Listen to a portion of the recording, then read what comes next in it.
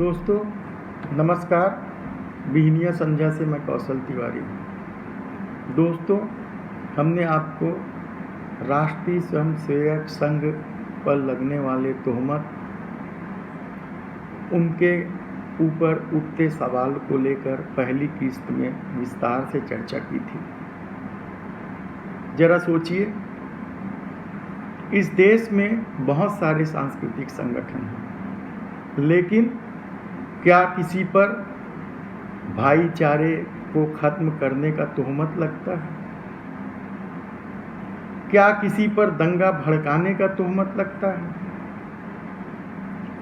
या क्या किसी पर राजनीति करने का तोहमत लगता है?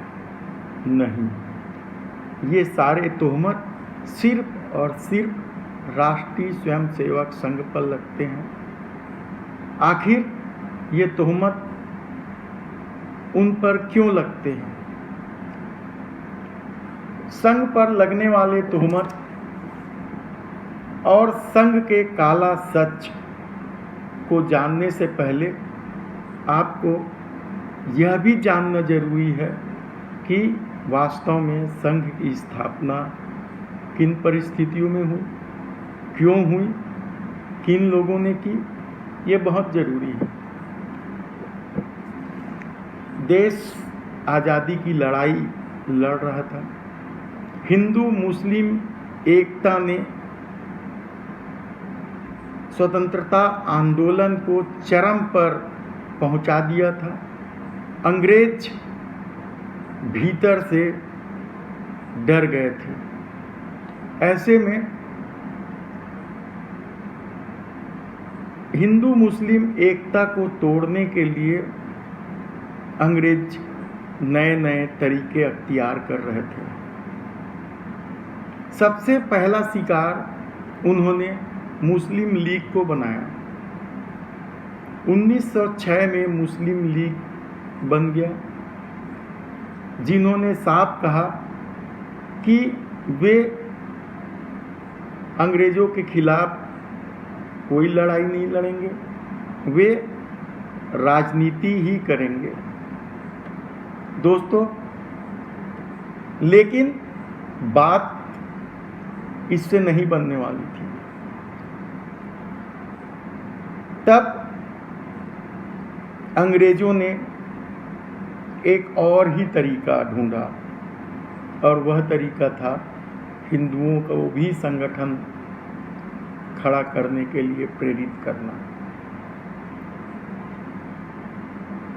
इसी के चलते वीर सावरकर माफ़ी मांगकर रत्नागिरी आ गए और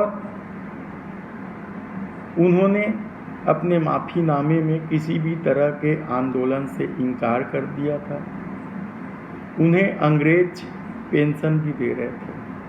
बस बात यही शंका के दायरे में आती है कि आखिर वीर सावरकर को पेंशन क्यों दी जा रही थी। और इसका सच बहुत जल्दी सामने भी आ गया। उन्होंने हिंदू महासभा की स्थापना कर दी। इसी बीच उनकी मुलाकात कांग्रेस में महत्वपूर्ण स्थान रखने वाले, खासकर महाराष्ट्र कांग्रेस में, विदर्भ कांग्रेस में महत्वपूर्ण स्थान रखने वाले केशव बलिराम हेगड़ेवार से उनकी मुलाकात होती है और हिंदू महासभा के स्थापना के अध्यक्ष सावरकर जी होते हैं और उस संस्था के उपसभापति हेगड़ेवार जी होते हैं। चूंकि हिंदू महासभा बहुत ही कट्टर विचारधारा का संगठन था, शायद इसलिए हेगड़ेवार जी को वो रास नहीं आया। और फिर 26 सितंबर 1925 को हेगड़ेवार जी ने आरएसएस की स्थापना की, उसके अध्यक्ष बने। अब बात समझिए, दौर आज़ादी के आंदोलन का था।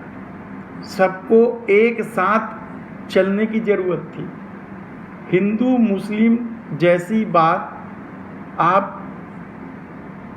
मुग़ल सल्तनत में, महाराणा प्रताप सल्तनत में, शिवाजी सल्तनत में आपको नहीं मिलेगा। महाराणा प्रताप के सेनापति मुस्लिम हुआ करते थे, अकबर के सेनापति हिंदू हुआ करते थे, शिवाजी के लिए 800 पठानों ने लड़ाई लड़ी।